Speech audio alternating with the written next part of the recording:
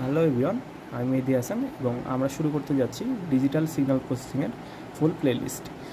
তো সিগন্যাল প্রসেসিংয়ের জন্য প্রথমেই আমাদের ডেফিনেশনগুলো জানা উচিত। তো সিগন্যালটা আসলে কি? সিগন্যাল হচ্ছে ইনফরমেশন কনভে করার একটা ওয়ে। তো ইনফরমেশন পাস করার জন্য আমরা অনেক ওয়ে ইউজ করি, যেমন আমরা ইশারা করি, হাত দিয়ে ইশারা করি। এর মাধ্যমে দিয়ে বেসিক্যালি আমরা কিন্তু ইনফরমেশনই পাস করি। তো ডিজিটালি আমরা যেহেতু সিএসসির এটা একটা কোর্স, তো সিএসসিতে সবসময় ডিজিটাল সিগন্যাল পাস করা নিয়ে কাজ করবো আমরা। সো আমরা ডিজিটালি ব্যাপারগুলোকে হ্যান্ডেল করবো এখানে। তো তো সিগন্যাল কি সেটা গেল, এবার সিগন্যাল প্রসেসিংটা কি? তো ডিজিটাল সিগন্যালকে আমরা অনেকভাবে ম্যানিপুলেট করতে পারি, মডিফাই করতে পারি, অ্যামপ্লিফাই করতে পারি। এই সিগন্যালের পরিবর্তনটাই ট্রান্সফরমেশনটাই হচ্ছে সিগন্যাল প্রসেসিং। এরপরে আরেকটা টার্ম চলে আসে, সেটা হচ্ছে সিস্টেম। এখন সিস্টেমটা কি? সিস্টেমটাই বেসিক্যালি আমাদের প্রসেসিংয়ের কাজগুলো করে থাকে। ফার্স্টে আমরা একটা ইনপুট সিগন্যাল দিয়ে থাকি, সেই ইনপুট সিগন্যালকে যত রকমের প্রসেসিং আছে সে সিস্টেমটাই করে। সিস্টেমতে সেই প্রসেসিংটা করার পরে একটা আউটপুট সিগন্যাল জেনারেট করে। এখন আসি ক্লাসিফিকেশন সব সিগন্যালের বিষয়ে। তো সিগন্যালকে আমরা বিভিন্নভাবে ভাগ করতে পারি, বিভিন্ন ক্রাইটেরিয়ায় বিভিন্নভাবে ভাগ করতে পারি। তো টাইম ডোমেনের উপর ভিত্তি করে দুইভাবে ভাগ করা যায়, একটা ডিসক্রিট টাইম সিগন্যাল আর একটা হচ্ছে কন্টিনিউয়াস সিগন্যাল। তো কন্টিনিউয়াস সিগন্যালে আমরা যদি এক্স অ্যাক্সিস বরাবর দেখি, তো প্রত্যেকটা টাইমের জন্য আমরা যদি এখানে এটা 0 বিন্দু, এটা 1, 2, 3, ইভেন আমরা যদি 3.5 প্রত্যেকটা বিন্দুর জন্য এক্স অ্যাক্সিসকে আমরা যদি টাইম ধরি, প্রত্যেকটা টাইমের বিন্দুর জন্য আমরা কিন্তু একটা করে সিগন্যাল পাচ্ছি। এটাই হচ্ছে কন্টিনিউয়াস টাইম সিগন্যাল। কিন্তু ডিসক্রিট টাইমের ক্ষেত্রে কিন্তু আমরা প্রত্যেকটা টাইমের জন্য আমরা সিগন্যাল কিন্তু পাচ্ছি না।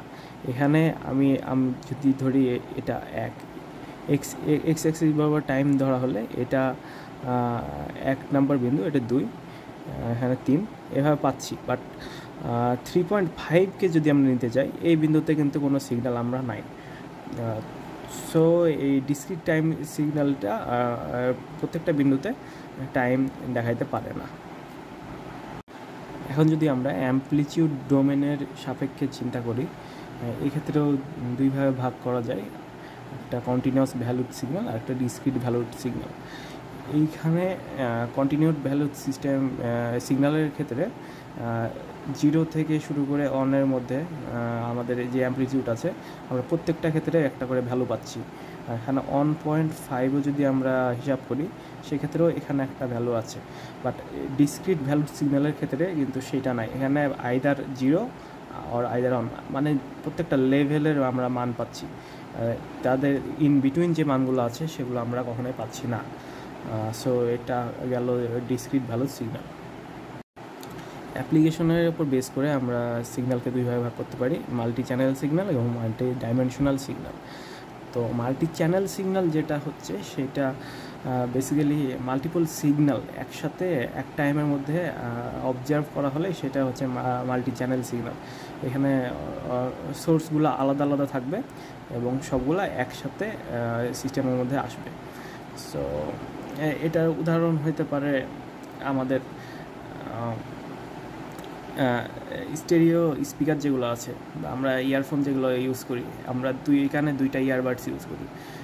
সেক্ষেত্রে একটা আছে লেফট চ্যানেল আর একটা রাইট চ্যানেল, 2টা সিগন্যাল একসাথে এসে দেন হচ্ছে আমরা পুরো একটা ওভারঅল সিগন্যাল ফিল করতে পারি।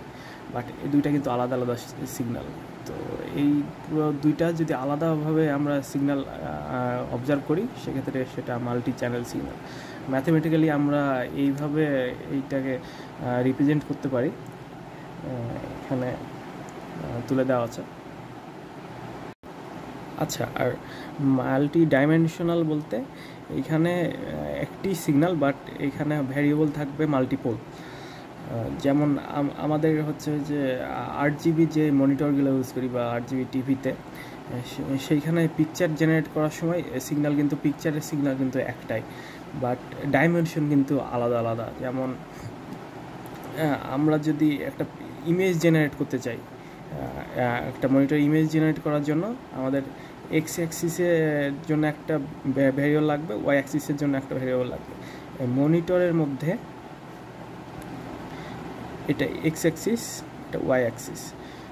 সো একটা যখন পিকচার বা একটা পিক্সেল যখন ডিসপ্লে শো করবে, সেক্ষেত্রে সিগন্যালটার ক্ষেত্রে দুইটা ভেরিয়েবল থাকা লাগবে। একটা ডিটারমাইন করবে যে এক্স অ্যাক্সিসে কত দূর পর পিক্সেলটা আমাদের গ্লো করতে হবে এবং ওয়াই অ্যাক্সিসে কত দূর পর গ্লো করতে হবে। সেক্ষেত্রে আমরা যদি একটা মান পাই, সেখানে পিক্সেলটা গ্লো করবে। আর এটা গেল ইমেজের ক্ষেত্রে। আমরা যদি ভিডিওর ক্ষেত্রে এই ব্যাপারটা চিন্তা করতে চাই, ভিডিওর ক্ষেত্রে আমরা ধরে নিলাম এটা ভি, ফাংশন ভি মান, এক্স অ্যাক্সিস একটা থাকবে, ওয়াই থাকবে, একটা টি থাকবে। টি কেন থাকবে? আমরা জানি একটা ভিডিও মাল্টিপল ফ্রেমের সমন্বয়ে তৈরি হয়। So X and Y axis দিয়ে একটা হচ্ছে যে পিক্সেল আমরা ড্র করতে পারি, বাট পরবর্তী ফ্রেমের জন্য আমরা টি ইউজ করব। টি চেঞ্জ হবে, এক্স ওয়াই চেঞ্জ হবে এবং একটা করে ফ্রেম চেঞ্জ হতে থাকবে, এভাবে ভিডিওটা জেনারেট হতে থাকবে। সো এটা গেল মাল্টি ডাইমেনশনাল সিগন্যাল।